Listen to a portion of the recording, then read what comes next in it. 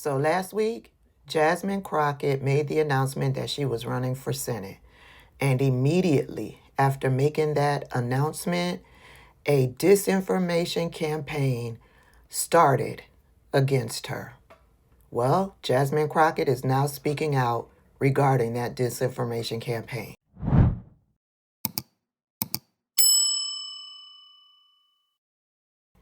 When I first heard that Jasmine was running for Senate, I was so excited for her and for the people of Texas, because that makes two viable candidates running for that Senate seat: James Tallarico and Jasmine Crockett.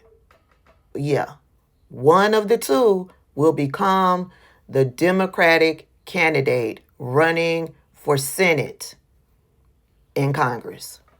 That excitement didn't last for long because I had to get into debunking mode, because all of the lies started flowing. The disinformation, the disingenuous posts being put out there, the anti-Black content creators, whether they're Black or white or Muslim or Latino, they immediately got activated. So I had to jump into debunking mode, right? I'm not in Texas. I don't have to make this decision.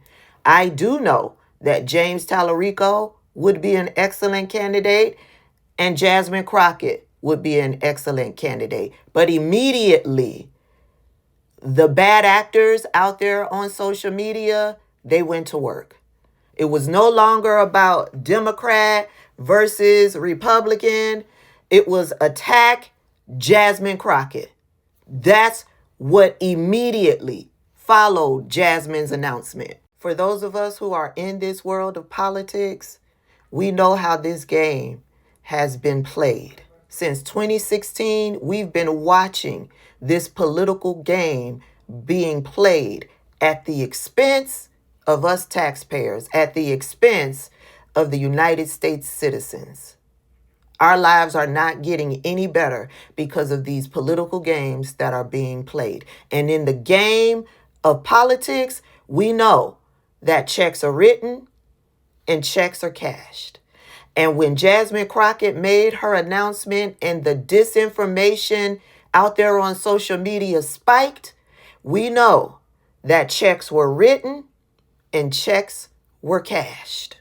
We know that disingenuous people put out videos trying to paint Jasmine Crockett as this huge supporter of Israel. We know that is intellectually lazy, the information that they were putting out. We know it was disingenuous. We know it was mis and disinformation, flat out lies. Checks were written and checks were cashed. Checks were written and checks were cashed. Checks were written and checks were cashed.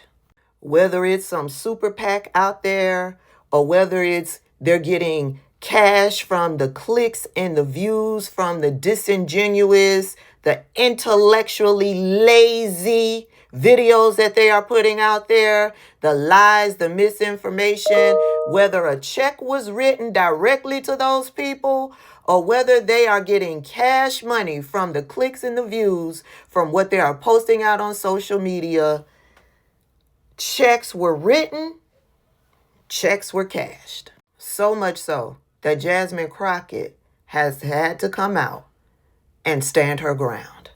I'm okay with people disagreeing with my record.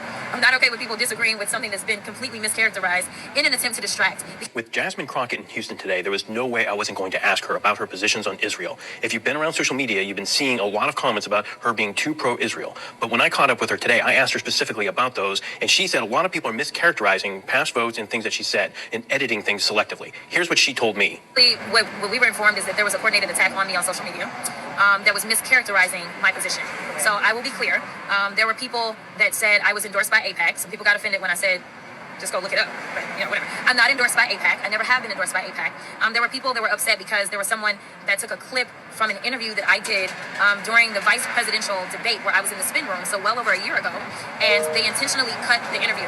I was asked about package in April of that year. And I said I voted for all the supplementals, and then it cut off. Well, the supplemental package in April, which again can be confirmed just by looking it up, nobody has to believe my words, that supplemental package was for defensive help to Israel, as well as it was for money for Gaza, it was for money for Taiwan, it was also money for Haiti. And so, yes, I voted for it. I did. But they also don't discuss is that there have been other bills that were only for funding for Israel where I actually voted no. As well as people understanding that we were in a divided government. And so the Republicans had the House. They are the ones that put the bills on the floor. And we were able to use leverage to be able to get support for other places such as Haiti, such as Gaza, because there were no packages that the Republicans were putting forth that were actually going to give money for Gaza. In addition to that, I think there were people that were, maybe some people found an additional portion of the clip where I was differentiating Netanyahu from the people of Israel. And I will say this on the record any day, all day. I have no hate for any kind of people. Doesn't matter who you are. I love people. But I don't necessarily love the Netanyahu government. I'll tell you right now, I'm not in love with the Trump government either. It's just what it is. So I don't think that it's fair to go after an entire people because you don't like their government.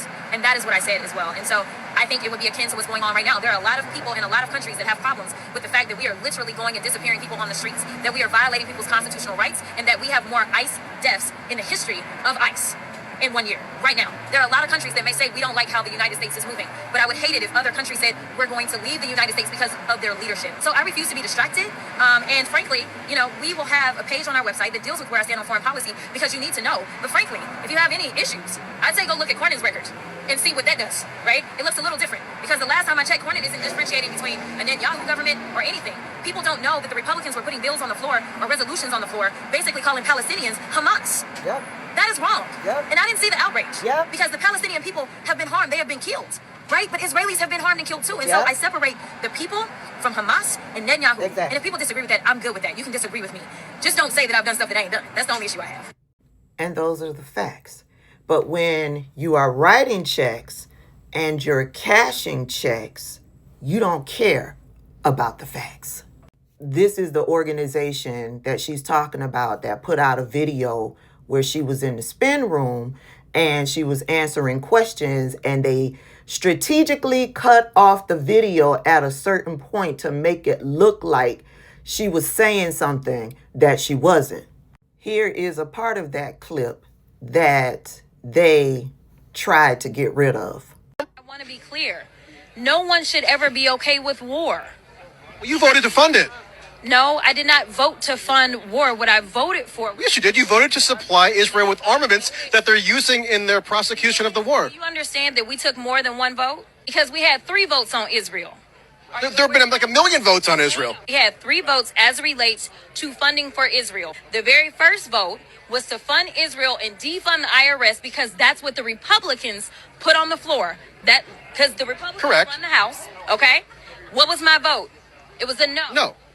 Then But you ultimately voted yes on the bill to fund Israel. the second vote was to fund Israel and no other funding. Okay. The third vote, was it just for funding Israel, or was it also to get money to the people of Gaza? Which and that aid has been consistently blocked. I mean, you can complain about Netanyahu, but he's the one administering the funding that you said. She sets the record straight. He then moves the goalpost to talk about Bibi Netanyahu not releasing the funding. Well, she can't control what Bibi Netanyahu does over in Israel. She can't control that. She can only control what's in her purview over here in the United States. And these are the people that are putting out the videos that's trying to spin a narrative on Jasmine Crockett. Are they writing the checks or are they cashing the checks? Are they cashing checks or are they lying and spreading mis and disinformation for free? Are they cashing checks or are they lying, being intellectually lazy or being disingenuous under the guise of Palestine, free Palestine? Are they doing that for free? I doubt it. Texas, y'all got a hard decision. You guys have 2 fabulous candidates to choose from. Either Jasmine Crockett or James Tallarico is going to be going up against John Cornyn, who is the Republican candidate, who is the one that is eager to ensure that our society becomes a fascistic society, to ensure that marginalized groups of people here are continuously attacked, hurt, and traumatized. If I lived in Texas, it would be a no-brainer.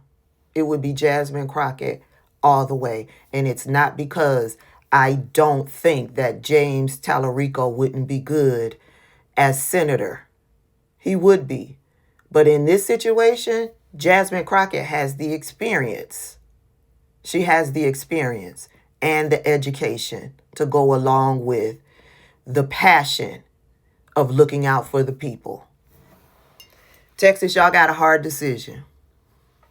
I will be out here to support y'all just by way of trying to debunk lies and misinformation.